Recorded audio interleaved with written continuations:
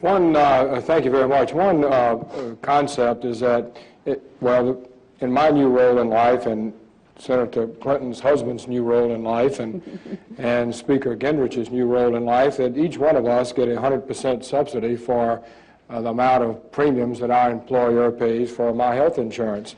The young lady who cleans our office in the evening, gets 100% subsidy for hers. And some would argue that if you're trying to find ways to help those who can't afford health insurance at the lower level, there might be a way of saying at some point that 100% deductibility should be capped and use the money raised to help those who cannot afford the premiums that they are required to pay if they are even working for an employer that provides health insurance. They tell us that half of the uninsured actually work for employers that provide health insurance, but they can't afford their share of the premium. Any merit in discussing that, or any thoughts about that concept? Well, I think we should discuss everything. I think that one of the positive developments over the last decade is that in '93 and '94, we didn't really have a broad base of discussion about where we were going in health care. In fact, a lot of people just had never thought about health care. They hadn't thought about their insurance policy. I will never forget having a physician tell me with great passion to keep the government out of the Medicare system. And it was a very telling comment, because Blue Cross Blue Shield was the intermediary, and there wasn't a real direct connection in anybody's mind as far as he was concerned between tax dollars, the trust fund, Medicare, et cetera. So I think everything should be on the table. But we need the level of analysis and really hard, careful thinking that doesn't want to be stuck in any stereotype, doesn't want to have any of those boxes interfere with our thought processes, because we need real evidence and facts. I mean, one of the problems that I really feel is interfering with our ability to get beyond the partisanship that so often paralyzes us in Washington is that there are those who want to ignore facts and evidence that is inconvenient or counter to their ideology. And when it comes to making these tough decisions about what are the impacts of a policy like that, we've got to be very honest about what the facts are and try to really push people so that they don't stop at some preconceived ideological point and say, well, I just don't like it, so I'm not going to look at the facts. So I don't know whether it's a good idea or not, but I think it should be talked about. I think it should be considered with this sort of broad, analysis and review that I think both Newt and I are advocating. That, we are not an industrial society as we were when employer-based insurance and the kind of dependent relationship between patients, their employers, and their medical care provider was really the description of how we lived and who we were. One of the big problems with consumer-driven health plans right now is that people don't feel they can get honestly brokered information.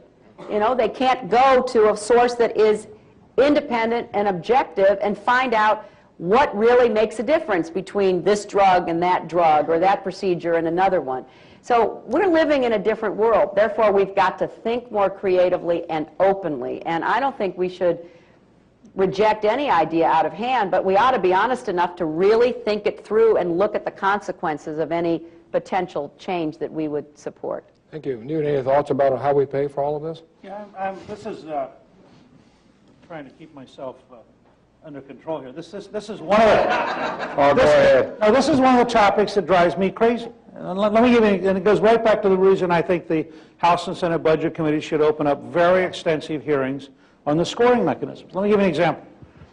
Bridges to Excellence, I mentioned earlier, reports in their first year that by paying doctors $100 per patient to take better proactive care of their diabetes and obesity, they are saving about $350 for a net of $250.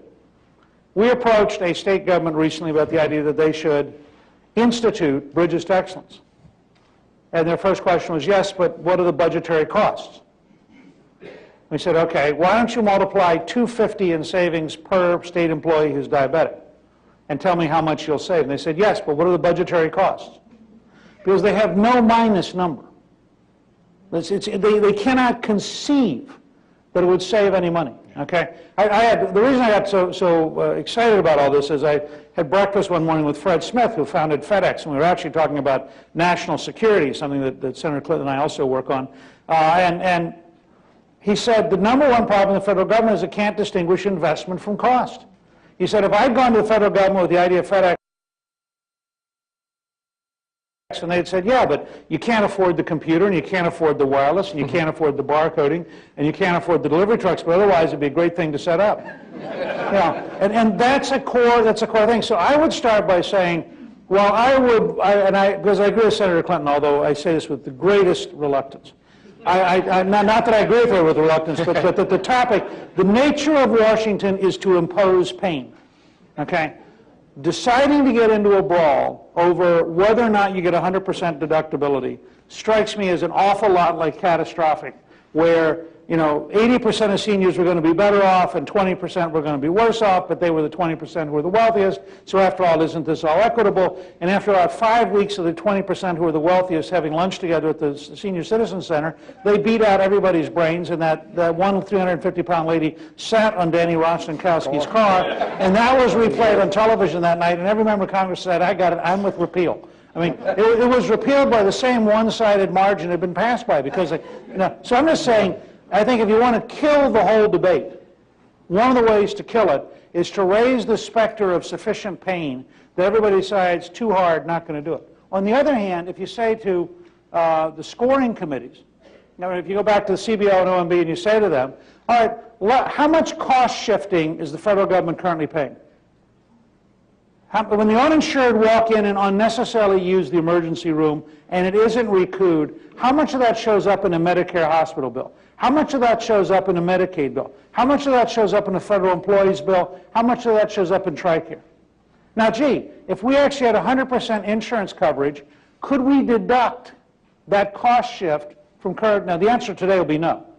So it's always pure cost. But I'm just suggesting to you between preventive care, between health information technology, between more accurate knowledge of cost and quality, and between and with the advantages of taking out the cost shifts, we should be able to finance the kind of 100% coverage we want without getting into a brawl over the 100% deductibility. But if the last way to get there after those first four involved it, then I would agree with Senator Clinton. I would at least look at the idea. But I don't want to look at the idea first, because this is a city that finds it easier to impose pain on the average American than to actually think.